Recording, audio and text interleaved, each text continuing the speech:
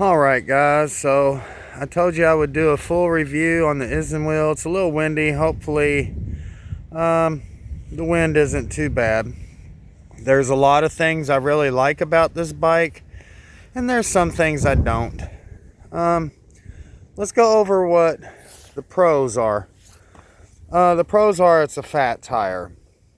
It's a 7-speed fat tire, and they're good sized tires. They're 26-inch tires.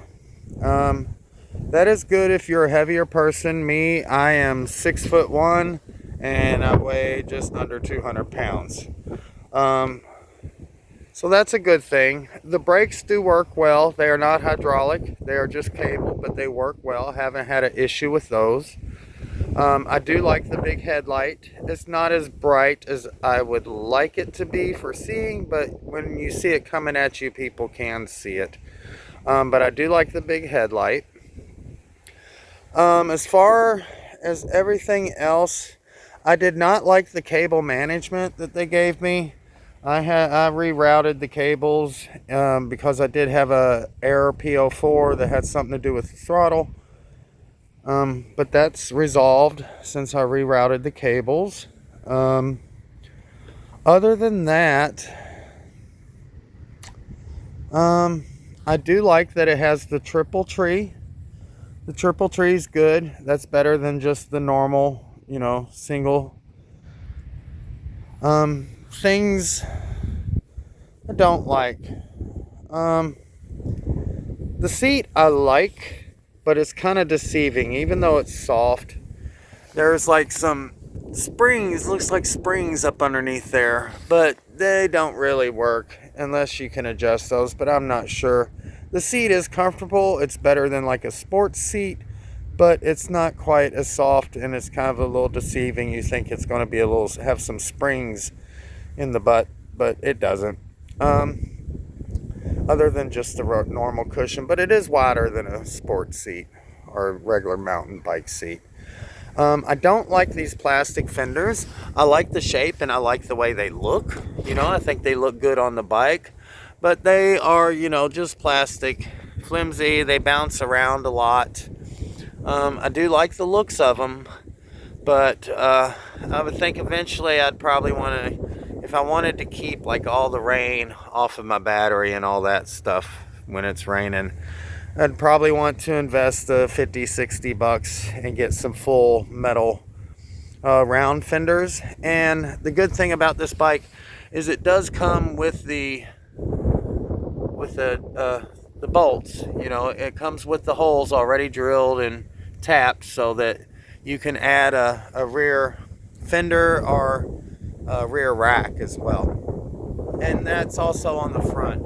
It has the spots so you can add a full fender, and that would help, I think, with keeping the water splashing up on the battery and stuff. One thing I don't like about the battery is if it does rain, there's a little indent in here and this just fills up with water. I don't know why they did that. Maybe to keep it from off of this button or something so it could drain out if it's angled. I've got about 279 miles on it. I like it. It doesn't go as far as they say it will. I think if you just rode it with pedal assist on like level 1 or 2, you could probably get 50 miles out of it or so. But if you're just going to use the throttle and do the 28 miles an hour and stuff, you're going to cut yourself down by like half. You're going to get like 25 miles or 30 miles, 35 at the most, depending on how hard you ride it. Other than that, it has been a good bike. I do like it. I know there's only one full review on it that I've seen so far, and that's cool. One thing I don't like is the pedals. The crank arms are a little long. It does sit a little low, so if you're turning deep, if you're turning into a corner deep and you have the pedal down on your side that you pedal, it will scrape, because I scraped one of them already. And it does have a USB plug-in. I don't know if you can see that, but underneath here, right there, there's a little USB plug-in. So if you have a phone mount and stuff, then you can plug your phone in and it'll charge your phone while you're riding. That's a plus. That's a positive. And I like the fact it has a horn too. You know, it's just a regular horn. And I think that's about it for my just shy of 300-mile ride. I don't know what else to say. For just under 700 bucks, I think it's going to be a great bike. We'll see how it does at 1,000 miles or maybe 500 or whatever, but so far so good. Haven't had any issues. It is a hardtail, so be aware of that. It'd be nice if it had a shock, but you know, for the price point, I don't expect them to be adding that. And I do like the styling of it. I rode it over Hathaway Bridge and only had it on level 1 assist, and it just rode all the way up there, which was really cool because that's a steep bridge. It, you know, takes a lot of effort to get over that without an e-bike. And I think that's about all I got. If y'all have any questions, just post them in the comments. If you'd like to see me do more comment like stuff like this or reviews and things, well, reach out on my channel. Maybe we can reach out to some e-bike manufacturers and they'll let me review their bikes.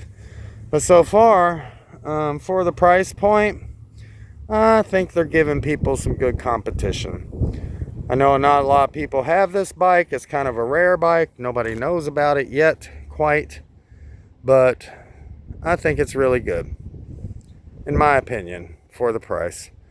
It is 13 amp hours. It is the isinwheel M10 Plus. Be sure to give me a like and subscribe if you want, and watch me for if you can catch me. I'll see y'all later. Y'all have a good one. Peace.